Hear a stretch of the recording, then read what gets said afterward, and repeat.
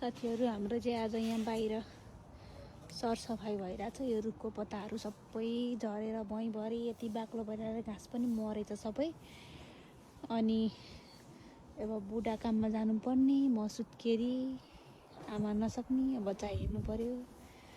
अनि नभ्याउने भएपछि यसरी पत्ता सोरेर फ्याँक्नुपर्छ। अब नेपालमा भए चाहिँ हामीले भैँसीलाई ओछ्यान लाउँथ्यौँ, यस्तो पत्कर खोजी खोजी ल्याएर पत्ता लिएर आएर।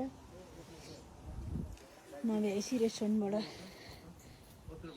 भाइ लिएर आएर मेरो बुढा सफा गर्दै हुनुहुन्छ यसरी। अझ उता अगाडितिर पनि छ फुलहरू सबै उखालेर, फुल पनि सबै मरिसक्यो।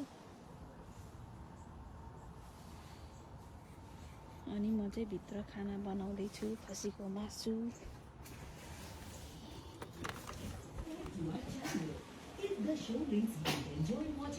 आमा बाबु टिभी हेर्दै,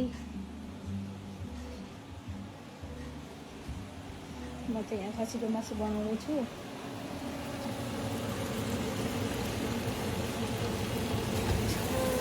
खसीको मासु